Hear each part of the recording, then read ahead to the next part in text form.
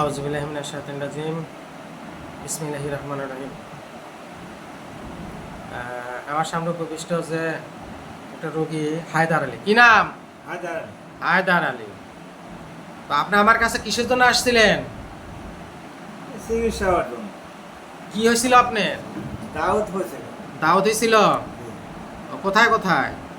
ওই পড়ায় সারা শরীরে জায়গা জায়গায় দুই পায়ে দুই হাতে ক্যাততালা দেয়া বগলতালা দেয়া নাভির কাজ দেওয়া হয়েছিল। মানে সারা শরীরে আপনার দাওয়াত হয়েছিল? জি আপনি তো ওষুধ দিছি না 1 মাসের? হ্যাঁ, আচ্ছা, 1 মাস ওষুধ খাওয়ার পরে এখন কি অবস্থা?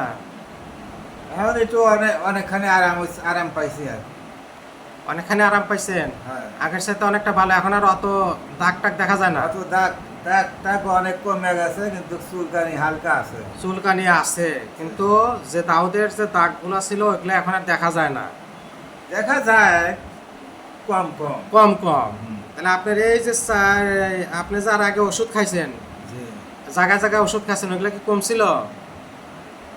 এর আগে কমছে, এলোপাতি ওষুধ খাইছি তো, কিন্তু এলোপাতি ওষুধ খাইছেন, কমে গেছে, কমছে আবার আবার আবার খুশি ওষুধ খাওয়া বাদ দিলে আবার জায়গায় আসছে, হ্যাঁ। তাই না?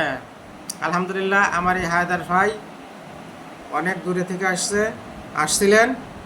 আমি তাকে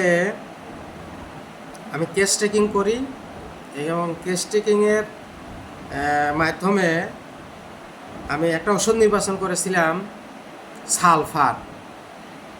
আমার রোগীটা সালফারের মতোই দেখা যায়। তারপরে রোগীটার এলোপ্যাথিক ওষুধ, ক্রিম ব্যবহার এবং এই রোগীর কিছু তথ্য সংগ্রহ করি, যার মাধ্যমে আমার সালফার আসে এবং আমি সালফার প্রয়োগ করি। এই তার কেস টেকিং। এই কেস টেকিংয়ে সালফার আমি দিয়েছিলাম 0/1, 0/2। আমি ওষুধ দিয়েছিলাম 30/5/2026।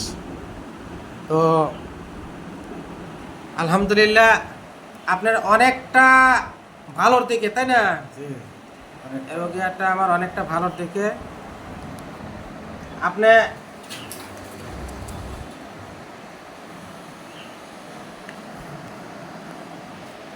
মনের থেকে আরাম পাইছেন তো? হ্যাঁ, মনের থেকে আরাম পাইছি। আমার এই রোগী মনের থেকে আরাম পেয়েছে। তাহলে আমরা জানি যে চর্মরোগের ক্ষেত্রে হোমিও ওষুধ হলো সবচাইতে বেস্ট, এবং যদি কনস্টিটিউশনাল ট্রিটমেন্ট করা যায় তাহলে অবশ্যই চর্মরোগ আরোগ্য হয়। আমি আজকে আবার আপনাদের একটা এই দাউদ, চুলকানি, স্কিন ডিজিজের ধীরে ধীরে ইমপ্রুভ হওয়ার একটা কেস আবার দেখাইলাম।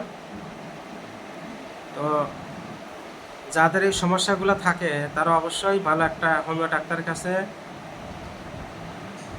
ওষুধ খাবেন। আলহামদুলিল্লাহ। তো ভালো থাকবেন সবাই, দোয়া চাই। আসসালামু আলাইকুম ওয়া রাহমাতুল্লাহি ওয়া বারাকাতুহু।